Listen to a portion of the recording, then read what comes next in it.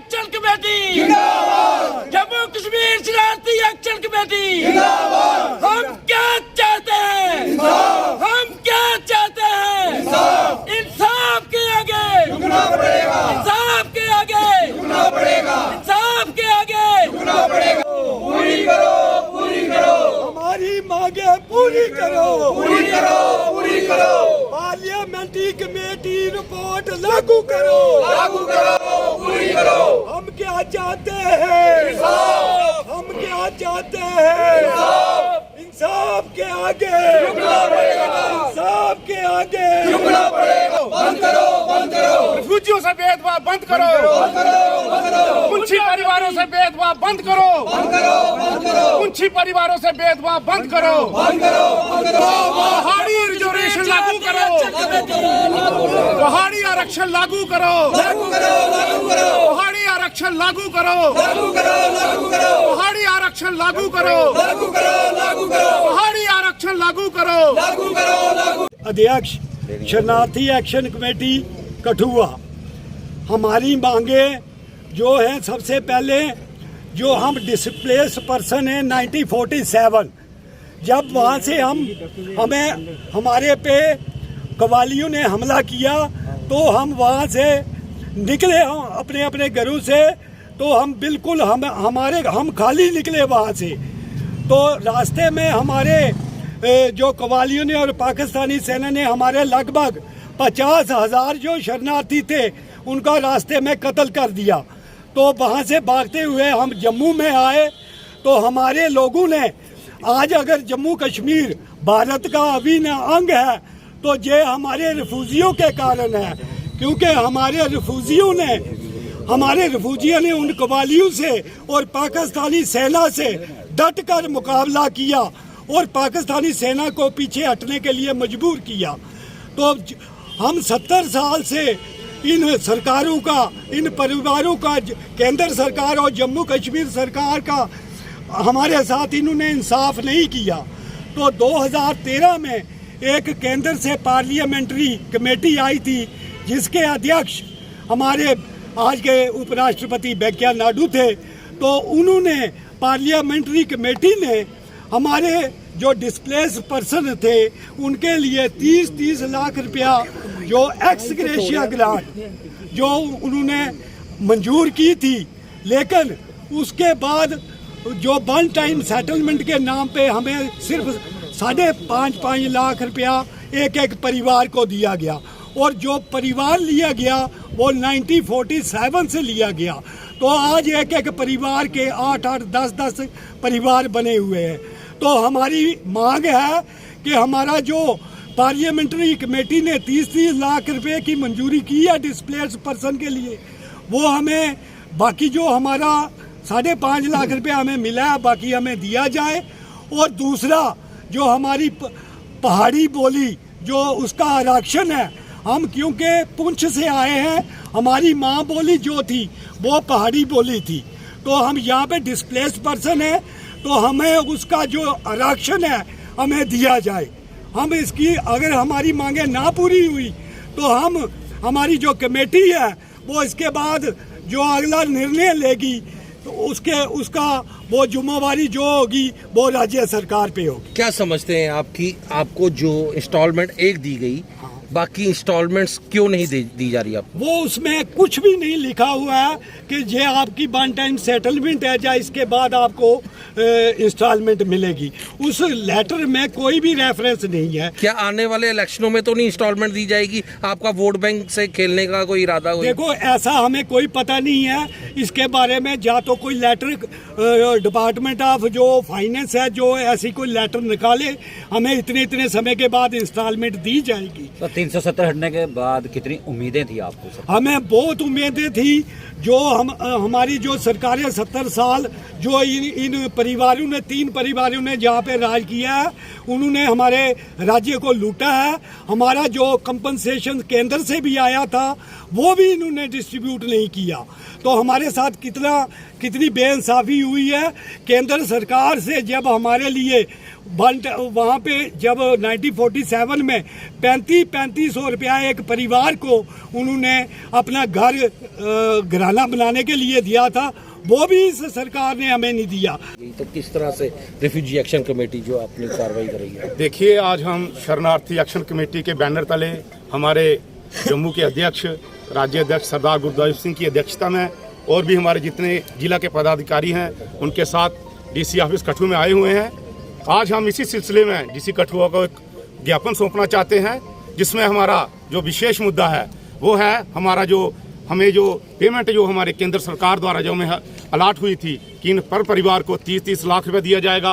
और दूसरा, बेसिकली हम सारे पहाड़ी क्षेत्रों से आते हैं, जैसे सभी को पता है जितने भी शरणार्थी परिवार हैं ये सब पुंछ से बिलोंग करते हैं। अगर एक तरफ गवर्नमेंट सरकार ये कहती है कि पहाड़ी आरक्षण लागू होगा, तो उस पहाड़ी आरक्षण में सबसे पहला जो दावेदारी आती है वो हमारे पुंछी परिवारों की आती है, क्योंकि हम एक ऐसा परिवार है जिन्होंने अभी तक 70 वर्षों में सिर्फ खोया ही खोया है, हमने कुछ नहीं पाया है। जब हमारे ऊपर 1947 में हमले हुए थे, हमारे परिवार आधे बिछड़ गए, आधे मार दिए गए, आधे पता नहीं कहाँ गुम हो गए, किसी को कोई पता नहीं। हमारे साथ वो जातियाँ हुई हैं जिसकी कभी कोई सोच भी नहीं सकता है। इसलिए हम केंद्र सरकार से ये वार्निंग करते हैं, उनको ये वार्न करते हैं, जल्द से जल्द हमारी जो मांगे हैं, जायज़ मांगे हैं, चाहे वो पहाड़ी क्षेत्र का आरक्षण हो, चाहे वो हमारा पैसा हो, हमें बाइज्जत मिलना चाहिए, क्योंकि ये हमारा हक है। केंद्र सरकार जो है ये हमारे विशेष तौर पर शरणार्थी परिवारों के साथ बेइंतहा वो कर रही है, जुल्म कर रही है, जिसे हम कतई बर्दाश्त नहीं करेंगे। राणा साहब, मुझे आप ये बताइए कि जो जगह रिफ्यूजियों को अलाट हुई थी वो हम ये देख रहे हैं कि कईयों के तो कब्जे उन्होंने नहीं दिए उनको, कईयों को जगह जो है वो उस पर भी प्रशासन जो है वो दोगली राजनीति कर रहा है। अलाटमेंट शरणार्थी परिवारों की है और कब्जा किसी और परिवार का है, जिस पे बार बार हम प्रशासनों के चक्कर लगाते हैं, क्या तहसीलदार, क्या एसडीएम ऑफिस, क्या डीसी ऑफिस, और वहां से हमें एक गैर जिम्मेदार जवाब मिलता है कि आपने उस टाइम अपनी जमीनें क्यों नहीं संभाली। ये कोई जवाब नहीं है। जमीनें संभालना अलग बात है, जमीन किसी को राही बाही के लिए देना अलग बात है। अगर हमें इंतकाल के तहत हमारे अलाटमेंट के तहत जमीनें मिली हैं तो वो हमारी जमीन है, उसे हमें सरकार का फर्ज बनता है बाजित वो जमीनें हमें वापस करे। मैं MGR 47 इसे फूजियां दी एक संस्था ਉਹਦਾ डिस्ट्रिक्ट प्रेजिडेंट हाँ। ਅੱਜ ਕੁਦਰਤੀ में आया, चलो सारे ਅਸੀਂ ਇਕੱਠੇ ਸਾਂ। ਪਹਿਲੇ इस मसले ਦੇ ਵਿੱਚ मैं 2 शब्द ਕਹਾਂਗਾ। ਪਹਿਲਾ ਨੰਬਰ ਤੇ ਅਸੀਂ ਜਿਹੜੇ ਵੀ ਪੁੰਛ ਮੁਸ਼ਰਾਬਾਦ ਮੀਰਪੁਰ ਤੋਂ ਆਇਆ ਸਾਰੇ ਫੌਜੀ ਆ। ਇੱਥੇ ਪੁੰਛ ਮੁਸ਼ਰਾਬਾਦ ਦਾ ਮਸਲਾ ਨਹੀਂ ਆ, ਉਹ ਯਾਰ ਸਾਰੇ ਫੌਜੀ 47 ਦੇ 47 और ਜਿਹੜੇ 71 ਦੇ ਵੀ ਆਏ, 65 ਦੇ ਵੀ ਆਏ, ਉਹ ਵੀ ਪਹਾੜੀ ਸਪੀਕਿੰਗ ਕੁਝ ਏਰੀਆ ਹੈ। ਜਦੋਂ ਇਲੈਕਸ਼ਨ ਆਈ, ਮੋਦੀ ਸਾਹਿਬ ਪਹਿਲੀ ਵਾਰ ਆਏ ਮਾਧੋपुर, ਅੱਜ प्रधान मंत्री नहीं सी बने। उत्थे उन्होंने सिर्फ कश्मीर की गल की, कश्मीर माइग्रेंट की। जब वैष्णो देवी से आ रहे थे वहाँ हमारे आदमी थे, और जब हीरानगर आए और जो हमारे MLA हैं सिसोदिया साहब, हमने उनको फ़ोन किया, ये गवाह हैं कि यहाँ पे 71 और 65 के भुजियों का नाम लिया जाए, 47 का, अगर आपने सीटें जीतनी हैं। और मोदी साहब ने उसी टाइम हीरानगर से ये अनाउंस किया कि आप हमें वोट दो, हम आपका साथ देंगे। और हमने तन मन से वोटें भी दी और पैसा फाइनेंशियली मदद की और दोनों सीटें उनकी झोली में डाली। आज क्या लग रहा है कि ठगा हुआ महसूस कर रहे नहीं, हैं? कोई ठगा नहीं है, इन्होंने पैसे दिए हैं। कांग्रेस वालों ने पहले दिया 12,500, फिर 75,000, उनके में भी वन टाइम सेटलमेंट था। ये कोई फैसला नहीं है। कई लोगों ने 75,000 नहीं लिया, कई लोगों ने 12,500 लिया, कईयों ने नहीं लिया। ये चौथी बार पैसे दे रहे हैं। लेकिन इसमें ये हमारा था 30 लाख रुपया जो वन टाइम सेटलमेंट है, इसके बाद हमारा इशू खत्म हो जाएगा। ये ठीक बोला भूषण जी ने। हमारे 8 फैमिली बन गई हैं, 5.5 लाख का झगड़े ही पड़ गया थे लोगों के, किसी को 50,000 आया, किसी को 60,000 आया है। इसलिए हम को कहना चाहते हैं ये सरकार को, जो है मोदी जी सरकार को कहना चाहते हैं कि ये दोनों सीटों पे 4-4, 5-5 लाख है हमारे लोग जो हैं, इन पे हमारा जो रिफ्यूजी वोट है 4.5-5 लाख है। इसके लिए ये फैसला कुन वोट होती है। हमारा जो पहाड़ी मसला है, मेरा भाई रहता है, एक कजन ब्रदर रहता है रजौरी, उसके बच्चे को वो कोटा मिलेगा पहाड़ी स्पीकिंग का, हमारे को क्यों नहीं मिलेगा? हम पुंछी बोलते हैं, जो हमारे उस इलाके से आए हैं, हमको भी हक मिलना चाहिए। इसलिए हम सबको कोशिश करते हैं, जम्मू में, बड़ियाल में, सिंपल कैंप, सब लोग इकट्ठे होकर गुरुद्वारे मंदिर में बैठ के इस मूवमेंट को चला रहे हैं। हमारा सबका फर्ज बनता है, जहाँ भी हमारी बरादरी के लोग हों, पुंछ के, मुशौराबाद के, जो उस इलाके से रिफ्यूजी आए, आके साथ दो और इस आवाज़ को उठाओ। और हम अपना हक मांग रहे हैं, किसी से कोई नजायज नहीं मांग रहे हैं। जय हिंद, जय भारत। आज कश्मीर बात करते हैं जेनोसाइड की, उनको मालूम नहीं कि जेनोसाइड क्या होता है। कश्मीरी पंडितों के 32 साल में 99 आदमी मरे। जो RTI से हमने जवाब लिया, थ्रू RTI, कश्मीरी पंडितों के सिर्फ 99 आदमी मरे हैं 32 साल में। कश्मीर में टोटल 1800 आदमी मरा इस वक्त तक, जिसमें मुसलमान भी हैं, हिंदू भी हैं, सिख भी हैं, कश्मीरी पंडित भी हैं। वो कहते हैं कि 99 आदमी मर गए हमारे 32 साल में और जेनोसाइड है। और हमारा 40,000 आदमी जो मरा है वो सिर्फ 4 दिन में मरा है। जैसे उन्होंने कहा कि हमारी औरतों के हमारे सामने रेप हुए, हमने खाली हाथ कबालियों से लड़ाई की है। उनका जो एडवांस था पाकिस्तान आर्मी को उसको डिले किया है। अगर हम लोग खाली हाथ लड़ते ना, शहीदियाँ ना देते, तो जो कश्मीर का एयरपोर्ट था वो महाराजा साहब ने जो हला किया 26 अक्टूबर 1947 को, उससे 2 दिन पहले उन्होंने ऑक्यूपाई कर लेना था, कब्जे में ले लेना था। और आज जो जम्मू कश्मीर है ये हिंदुस्तान का हिस्सा नहीं होता, जैसे भूषण जी ने कहा है।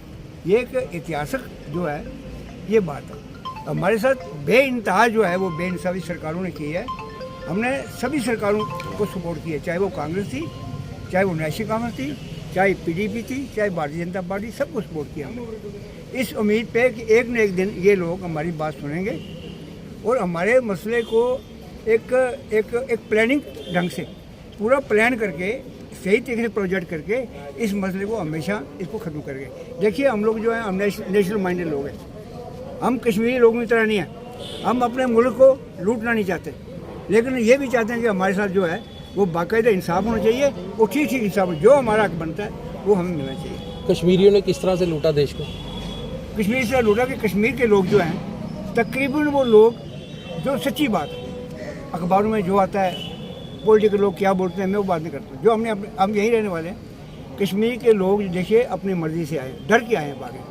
पूरी हिंदुस्तान की फ़ौज कश्मीर में मौजूद है, सरकार वहाँ मौजूद है, पैरामिलिट्री फोर्सेस मौजूद है और उनके नाक के नीचे के सरकार खुद गाड़ियाँ दे रही है और गाड़ियाँ दे के जम्मू ला रही है उनको। मतलब सरकार की प्लानिंग से बिल्कुल प्लानिंग है सरकार की। और मैं उसमें ज़्यादा डिटेल में जाना नहीं चाहता, लेकिन मैं इतना ही कहूँगा कि थोड़ी सी एडवर्स कंडीशन हुई उनकी। अगर उनके 32 साल में 99 लोग मारे गए तो सरदारों के भी 100 से ज़्यादा मारे गए, हिंदुओं के भी 100 से ज़्यादा मारे गए और मुसलमान तकरीबन 1,500 बंदा उन्हें जो सेलेक्टिव किलिंग हुई है कश्मीर में, उनकी भी किलिंग हुई है, सबकी किलिंग हुई है। अब कश्मीर फाइल बन गई, बाकी लोगों की फाइल नहीं है। ये सिर्फ एक्सप्लॉइटेशन है। अफसोस की बात कौन कर रहा है ये एक्सप्लॉइट? कौन कर रहा है? सभी पार्टियां करती हैं, जितनी पार्टीज हैं उस बात को एक्सप्लॉइट करती हैं। नहीं, मोदी साहब इसकी प्रमोशन कर रहे हैं पिक्चर की। क्या लग रहा है आपको कि इलेक्शन आने वाले हैं? मेरी बात सुनो, मैं उस सिलसिले में कोई कमेंट नहीं करूंगा। नहीं करना तो पड़ेगा जब आपने बात की, कश्मीर की बात की है, कश्मीर फाइल की प्रमोशन जो है नरेंद्र मोदी ने की है, वो क्यों कर रहे हैं? जम्मू कश्मीर के लोगों से वोट बटोरने के लिए कर रहे हैं। मैं ये बात कहूंगा, देखिए जो कश्मीरी पंडित है, कोई भी आदमी जब घर से नहीं, बात कश्मीरी पंडितों की नहीं है, बात ये है कि सरदार भी माइग्रेट हुआ, मुसलमान भी माइग्रेट हुआ, कश्मीरी पंडित भी माइग्रेट हुआ। माइग्रेट सभी हुए, लेकिन बाकी कम्युनिटी के जो लोग हैं, वो जो रिलीफ कमीशन जम्मू में बैठा ना, उन लोगों को माइग्रेंट नहीं समझता। हमारे लोगों को चुन चुन के वहाँ से निकाल के कोई ना कोई ऑब्जेक्शन ला के जो बेनिफिट उनको माइग्रेंट्स को मिलना था इन जनरल, उन लोगों को उससे अलविदा कहा गया है। उनको माइग्रेंट नहीं मिलता। तो मैं कहता हूँ कि कश्मीर फाइल की जो बात करते हैं ना, हमारा आज का मुद्दा कश्मीर फाइल नहीं है, लेकिन ये तो बातों मैंने अभी बात की, उसमें मैं यही कहूँगा कि मोदी जी को भी, मोदी जी के पास जो रिपोर्टें जाती हैं वो सारी फैब्रिकेटेड रिपोर्ट्स होती हैं। अगर हमारी रिपोर्ट भी जाए, 40,000 बंदा जो मरा हमारी रिपोर्ट भी जाए, तो डेफिनेटली हमारी फाइल भी मोदी जी बनाएंगे और हमें भी सपोर्ट करेंगे। हम इस बात का हमें मालूम है। लेकिन देखिए, हम आज का जो हमारा मुद्दा, हम ये चाहते हैं कि जॉइंट पार्लियामेंट्री कमेटी एक रिपोर्ट बनी है जिसके 30-32 मेंबर थे, उन्होंने एक रिकमेंडेशन की है। उसमें लिखा हुआ उन्होंने कि सबसे ज़्यादा ज्यादती जो हुई है वो संताली के रिफ्यूजी के साथ हुई है, सबसे ज़्यादा। और सबसे ज़्यादा किसी का नुकसान होता है, इन लोगों का नुकसान हुआ है। और लेकिन आज तक इन लोगों को प्रॉपरली जो थोड़ा बहुत मिला है वो इनसफिशिएंट है और इनको रिहेबिलिटेट नहीं किया गया। उस रिपोर्ट में ये भी लिखा हुआ है कि गवर्नमेंट ऑफ इंडिया 30 लाख रुपया फी परिवार दे इनको, इनके बच्चों को आरक्षण दे हिंदुस्तान के अंदर और रियासत के अंदर भी, और इनकी सीटें जो हैं, जो हमारे हिस्से की सीटें हैं, वो सीटें इनको दे। और काफ़ी अच्छी रिकमेंडेशन दी है। सरकार और प्रशासन ये कहती है कि जो जमीनें आप लोगों को अलॉट की गई थी, आप लोगों ने उस पर जो है कब्जा नहीं किया, या आप लोगों ने उस चीज़ को देखा नहीं? अच्छा सवाल पूछे, नहीं सब कुछ देखा है। जब ज़मीनें हमें अलॉट हुई, सबसे आखिर में लास्ट में ज़मीन जो हमको अलॉट की, शेख मोहम्मद अब्दुल्ला ने पहला ऑर्डर निकाला, एक ऑर्डर निकाला सबसे पहले 1950 में कि संताली के रोजी को जो ज़मीन खाली हुई है वो अलॉट करो। लेकिन 2 महीने के बाद वो ऑर्डर बदल दिया। अभी कैंपू में थे, वो ऑर्डर बदल दिया। उसने कहा नहीं, ये ज़मीन जो है सबसे पहले जो लैंडलेस है उनको अलॉट की जाए। उसके बाद जिसके पास ज़मीन कम है उसको लौट की जाए, उसके बाद जो ज़मीन बचेगी 47 के लोगों को लौट की जाए। पहली बेइंसाफ़ी यहीं से शुरू हुई। जो जिसके पेट में रोटी नहीं है, जो नंगे पैर खड़ा है, आसमान के नीचे खड़ा है, जिसकी सिर पे छत नहीं है, तो सरकार का, शेख मोहम्मद साहब का, अब्दुल्ला साहब का फर्ज बनता था कि पहले ज़मीन जो है इनको अलॉट की जाए, इनका प्रबंध किया जाए, उसके बाद लोगों दूसरे लोग प्रबंध किया। ज़मीन इंक्रोच हो गई, लोगों ने, इन्फ्लुएंशियल लोगों ने ज़मीन को अप्रोच कर दिया, मेरे नाम पे ज़मीन अलॉट हुई, मैं वहाँ पर गया। अब उस जमीन को छुड़वाने के लिए आप लोग कहाँ तक जद्दोजहद? मैं उस ज़मीन छुड़ाने के लिए बाकायदा एग्री रिफॉर्म एक्ट बना हुआ है। हमने जम्मू कश्मीर शरणार्थी एक्ट के लिए एक मुसलसल लगातार जदोजहद की, और 1976 के एग्री रिफॉर्म एक्ट में बाकायदा उसमें सुविधाएं रखवाई हैं, बाकायदा एक्ट पास हुआ है, लेजिस्लेशन हुई है उसकी। तो इम्प्लीमेंट क्यों नहीं हो रहा? इम्प्लीमेंट ये लोग नहीं करते, एडमिनिस्ट्रेशन करते हैं, रेवेन्यू के रिपोर्ट नहीं करते हैं, डिप्टी कमिश्नर रिपोर्ट नहीं करते, ये लोग भी नहीं करते हैं। कितने कितने केस इनके पास पड़े हुए नहीं करते हैं, ये वो पासा भी रखते हैं और हमें भी रखते हैं। हमें करते हैं जी आपने वो नहीं किया, ये कौन सा जवाब हो गया? हम जब कब्जे ले लेंगे, ये सरकार की ड्यूटी बनती थी, उनको हमारी ड्यूटी थी, लीगल ड्यूटी थी कि वो कब्जे जो है हमको पुलिस साथ दे के उन लोगों से ज़मीन छुड़वा के हमें देते। आज भी हज़ारों कनाल ज़मीन जो है एवेन्यू प्रॉपर्टी जो पड़ी हुई है आपकी ओठों के अंदर, मैं हज़ारों कनाल की बात करता हूँ, इनको नहीं मालूम, सब मालूम है इनको, लेकिन वो ज़मीन जो है आज भी ये नाजायज़ तौर से खुद हो रही है। जो आने वाले विधानसभा चुनावों में अगर आपका मसला बीजेपी हल करती है तो आप वोट डाल दोगे? मैं सिर्फ बीजेपी की बात नहीं करता हूँ। देखिए बात, अगर मसला जो सरकार हमारा मसला हल करेगी ना, तो हमें ठीक, हमें कोई इतराज़ नहीं है, हमें कोई इतराज़ नहीं है। हमने पहले वोट डाली है बीजेपी को, 2008 में भी सपोर्ट किया है, 2014 में सपोर्ट किया है, 2019 में ओपनली सपोर्ट किया है, मीडिया के साथ सपोर्ट किया है। हमने बाकायदा कठुआ से लेकर जम्मू तक पूरी कंसेंसस बनाई थी।